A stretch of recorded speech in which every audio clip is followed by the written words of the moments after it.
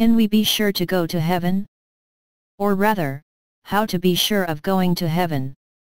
It must be noted that this is a fundamental question, and it is the question that provoked the terrible anxiety of Martin Luther, and then his Protestant reform.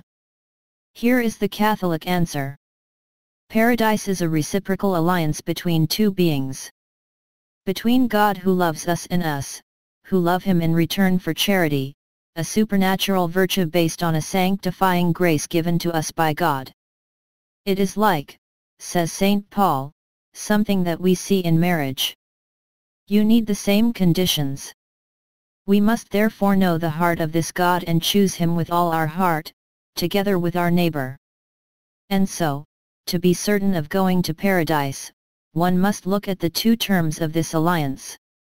On the side of God, Martin Luther is right, we can be sure of Him. He will take us to heaven. He will do everything to put us there. He came for that, He died on the cross for that. We must believe in it, really. It is on our side that there is a problem, and that, Martin Luther solved the problem by saying, it is enough to believe, to trust, and God will do it. The Catholics answer, no, it is a mutual love, we must love it, and that, it is impossible for us to know in what way and with what quality we love it. Let me explain. It looks exactly like the love we can have when we are a young couple for their spouse. It is true that full of joy, full of pleasure to love it, we will say with words that go beyond the thought, I love you more than anything, I will give my life for you. I give it to you, by the way. And it is done through a marriage act that is said to be for the better and for the worse. Can we really know if we are committed to the best and the worst? We do not know. Why? Because, in reality, let's analyze. We love this woman, I speak as a man, we love him, obviously also because she is beautiful. And so, there is a pleasure. So a love related to pleasure. It must not be denied. I remember a student who said to me, but I would give my life for my wife. And I replied, and if she weighs 180 kilograms, and starts to have a mustache, will you still love her? He began to laugh. He admitted that of course not.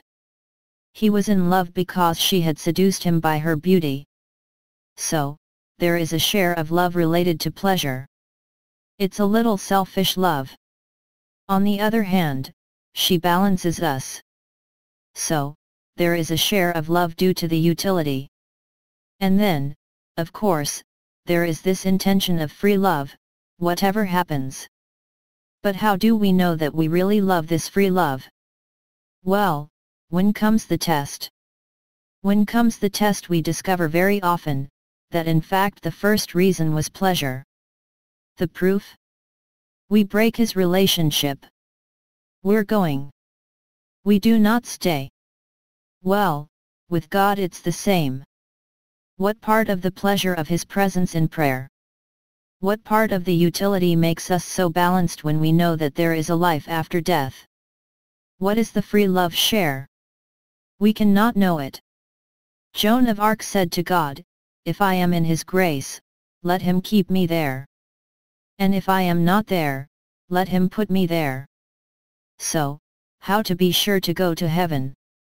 Well, preparing for the meeting with Jesus that we know we will be amazed by His inner qualities, the two most important of which will be, this total, absolute humility, He considers Himself less important than us, He raises us above from Him. And on the other hand, this unconditional love. The problem? Will we accept the conditions that go with it?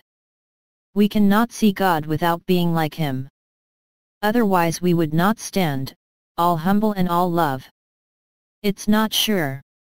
If we have become accustomed, all our life, in ourselves indulging in ourselves to live of the love of God for our pleasure, for our balance, it is possible that, faced with such a demand for love, we refuse finally the gospel and that we turn to what we have always loved, the love of ourselves. That's what happens in hell.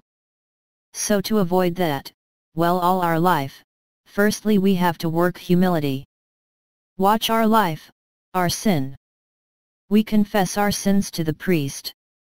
It's a fundamental exercise.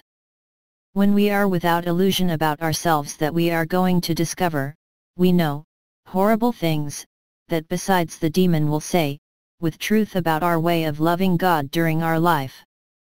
If we come to our knees in heaven, sincerely, waiting for the worst, then we will not be surprised.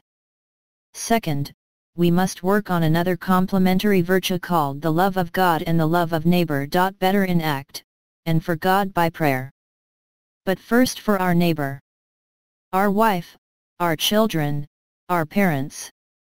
Who can say that he loves God if he is a monster at home for those who are his neighbor? By having these two qualities together that walk as 2 feet, which lead us to heaven, we can be certain that arrived before Jesus, when we discover the reality our heart, we will not be desperate because we will be prepared.